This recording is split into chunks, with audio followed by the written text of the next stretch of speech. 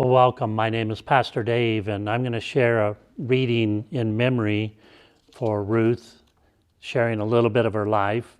And then in a moment, you're going to have an opportunity to watch many different videos from family members and friends that will really give a better picture of Ruth. I just want to share some notes so that you can have an idea about Ruth. We are gathered here to celebrate the life and the love of Ruth Marie Mitchell.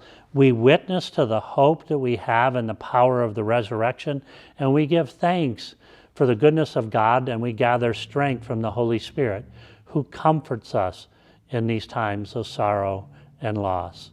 Ruth was born on April 18, 1953, in Hartford, Connecticut. Her parents were Raymond and Marjorie. Ruth joined her older sister, Patricia. Ruth spent her elementary years in Hartford, and then when she was in 8th grade, her parents moved to York, Pennsylvania. She went to suburban high school, York Suburban High School, and graduated there. And after graduation, she went to work for her father while she was going to school to earn her paralegal degree.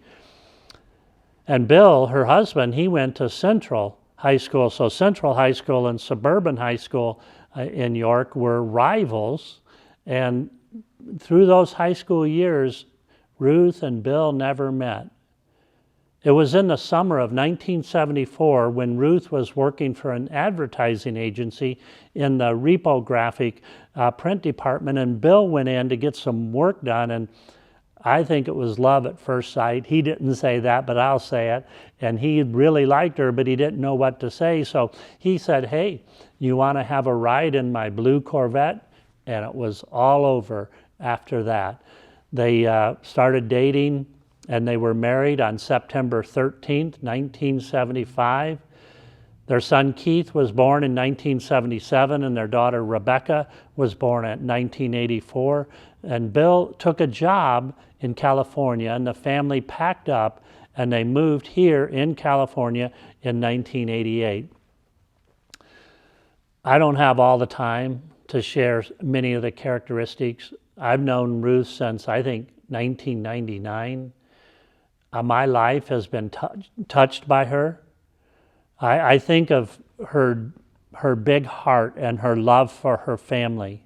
She loved her family with all of her heart. She loved God with all of her heart.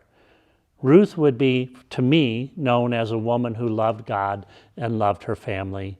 She loved to cook. Many of you maybe had opportunities to enjoy some of her meals. She loved to cook and entertain. Christmas was her favorite holiday, and she loved to do cookies and give out cookies. My wife and I were blessed many times to be invited to Bill and Ruth's house for meals and celebrate around the table. She not only loved to cook, but she loved to have fun.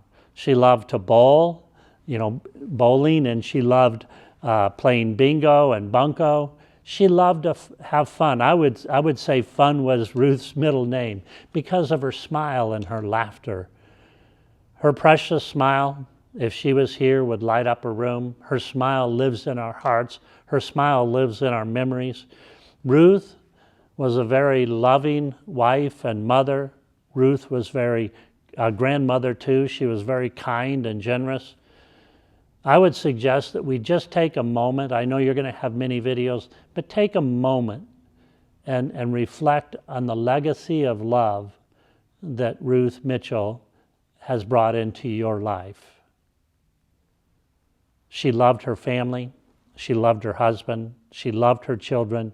She loved her grandchildren. She has left us a legacy of love.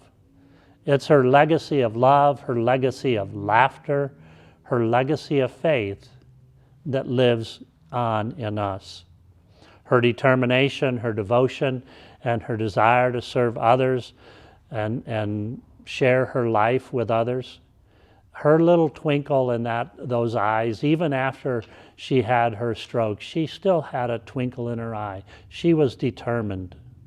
And that love that she shared, I know, with me, with many of you, will live in our hearts forever. The passage that we have, a song we're going to have is O Come, Emmanuel. And that's a powerful song, even though it's a Christmas song and her Christmas was her favorite song. O Come, Emmanuel is a wonderful song. You're going to have time now for some sharing with family and friends. God bless.